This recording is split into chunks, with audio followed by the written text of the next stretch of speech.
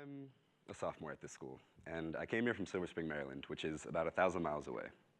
One of the things that drew me all the way down here was the composition of the student body.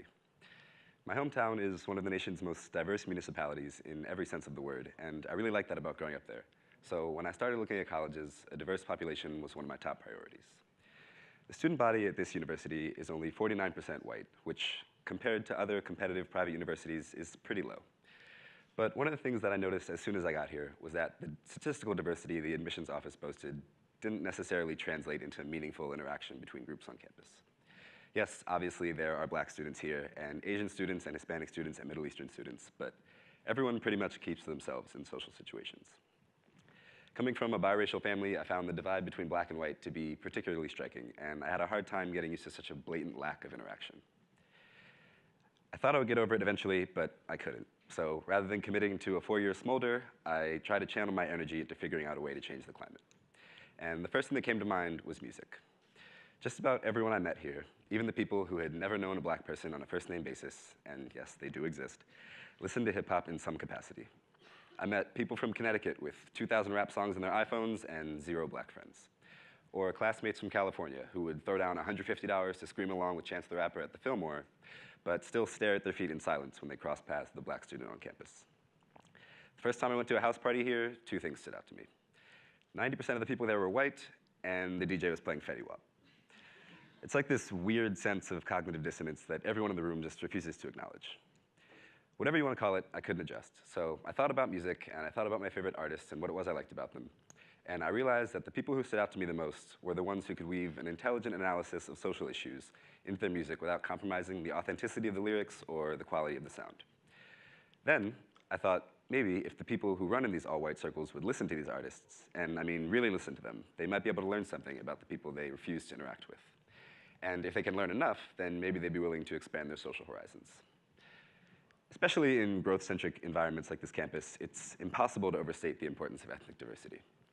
It's been proven in this country that when a room full of people who all look alike or who all come from the same background get together to make important decisions, it's the people who aren't in the room who tend to be affected adversely. Historically, that's been pretty much anyone who's not a rich white man. Now, I'm not trying to convince you that the decisions we make in our friend groups carry the same weight as the political decisions made by our founding fathers, but I do think that they matter. The interactions we have with our closest friends influence our views of the world in more ways than most of us are probably willing to admit or are even consciously aware of. And if our circles are homogenous, then our views will naturally become limited. No one is blameless in this. The trap of taking comfort in familiarity is one that we all fall into. If all you know about black culture is what you've seen in news media and Hollywood films about adversity, then of course you're not going to be able to relate to anyone on a personal level. And on the other side, if you view white people collectively as the source of all of your problems, then why would you take an interest in getting to know any individual person? All of us at both ends of the table have a responsibility to resist that urge to generalize. It's very easy to allow inaccurate assumptions and unfounded opinions to define a group of people when there's nobody around to defend them. And it takes an incredibly courageous and empathetic person to take a step back on their own volition and say, wait a minute. Maybe 12 Years a Slave and Hidden Figures don't provide a sufficient education in black history. And maybe there is more to the African-American experience than racism in inner cities. Of course, I think we're all smart, reasonable people, and we can probably come to these conclusions on our own, but sometimes we need a little push. And I think hip-hop can do that for us. There are so many artists who make the kind of music that's useful for this purpose, but in the name of familiarity, let's look at Kanye as an example. Here we have a millionaire rapper with international renown who, among the many less admirable traits that he's developed over the last couple years, has an innate ability to pack a lot of history and harsh reality into very few words. He puts this skill on display impressively in a song called Gorgeous from his 5th studio album, My Beautiful Dark Twisted Fantasy.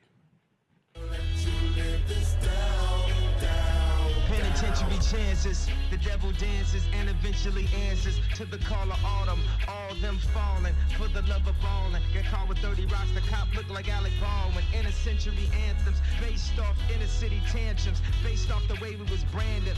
Face it, Jerome get more time than Brandon. And at the airport, they check all through my bag and tell me that it's random. But we stay winning. This week has been a bad massage. I need a happy ending. All right. So there's a lot going on here, but basically what Kanye is saying is that the criminal justice system is maybe not all that just. And he's right. This isn't groundbreaking news. There's a mountain of evidence suggesting that rates of arrest, frequency of conviction, and severity of sentencing are exponentially higher for African Americans in this country. In comparison to whites, black men are roughly 5 times more likely to serve time over the course of their lives, and despite representing only about 7% of the general population, they make up more than 35% of the male prison population. As you can see, similar discrepancies exist between black and white women. So clearly something is wrong, but how did we get here? The end of the Reagan era. I'm like Lemma 12er, old enough to understand the shit had changed forever. They declared the war on drugs, like a war on terror. But what it really did was let the police terrorize whoever. But mostly black boys, but they would call us niggas and lay us on our belly while they fingers on their triggers. They boots was on our head, they dogs was on our crotches, and they would beat us up if we had diamonds on our watches. And they would take our drugs and monies as they pick our pockets. I guess that's the privilege of policing for some profit. But thanks to Reaganomics, prison turned to profits, cause free labor's the cornerstone of U.S. economics. Again, there are a lot of layers, and you can be forgiven for not catching everything the first time. But at its core, this verse is Killer Mike's claim that the war on drugs was used to justify the criminalization of black skin. And just like Kanye, he's right. In the 1970s, the federal government launched an assault against low-income, predominantly black communities, the effects of which are still being felt today. Despite the negligible percentage of the drug-using population that they represented, black city dwellers were coded as threats, criminals, and most famously, super predators. What began as a campaign to combat drug use has evolved into a corrupt criminal justice system that methodically and mercilessly targets people of color. Today, the proportion of African Americans in prison populations exceeds the proportion among residents in every single state, and in 20 states, the percentage of black people incarcerated is at least 5 times greater than their share of the resident population. This isn't breaking news. I can't stress that enough. This is not news.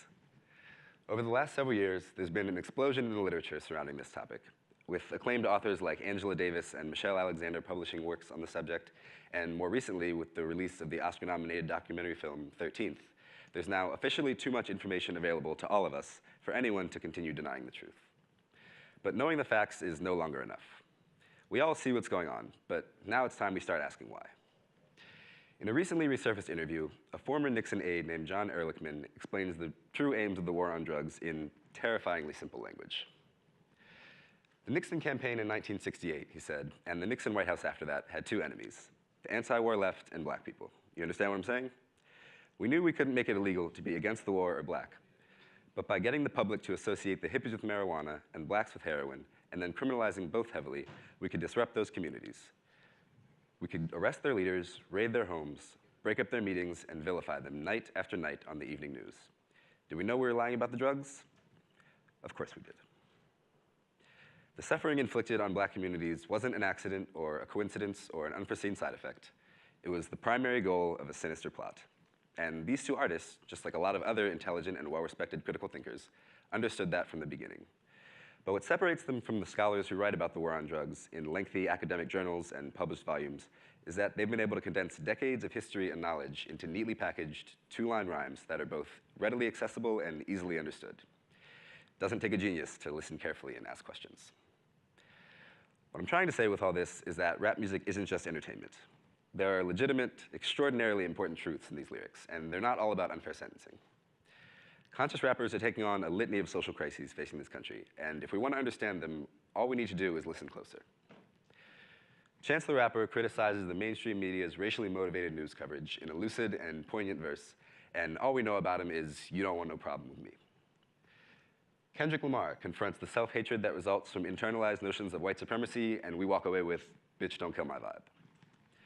There are artists from Chicago who express deeply empathetic fear of race-inspired police violence, and artists from Atlanta who engage with issues surrounding black authenticity and the limits it imposes on uniqueness and individuality. There are even artists who reject the very glorification of crime that's so often used by critics to undermine the legitimacy of hip-hop as a social movement. I had a conversation with a friend recently who told me that he had mixed feelings about J. Cole. He said that he liked his music and that he respected his honesty, but there was something about the rapper that bothered him. "He just makes me feel so privileged," he told me. And I couldn't help but think that in some ways, that was probably the most important thing J. Cole had ever done. He started that conversation for the 2 of us, just like all of these artists are doing for all of their listeners, but their efforts won't amount to anything if we don't follow their lead. Yes, it's fine to listen to Tupac and say, wow, poverty's pretty messed up, but that can't be the end of the discussion. We need to use the songs that provoke those thoughtful reactions as entry points into exploring the more complicated problems underlying the lyrics. What is it about J. Cole's music that makes you feel privileged? And why do you feel like that? And why does that bother you? Why do you think you have those advantages? And at whose expense are they coming? And most importantly, now that you've had these realizations, what are you going to do about it? If we can train ourselves to look beyond the words and try to engage with the realities that inspire them, it might be easier for us to take the intellect of these artists more seriously. I'm not suggesting that we allow rappers to stand in for historians or philosophers or legal scholars, but I do think that can be part of the same conversation. The intellectual credibility barrier that's disqualified rap music from academic conversation for so long is already beginning to crumble. Look at Hamilton. Lin-Manuel Miranda used a musical built on hip-hop to engage a subset of the population that has largely avoided, whether they've meant to or not, the more sanitized, less accurate version of our country's history that the play depicts. And if Miranda can get a group of women from Highland Park, Illinois, to personally identify with a Somali immigrant, then surely there's hope for everyone. Of course, I'm simplifying all of this.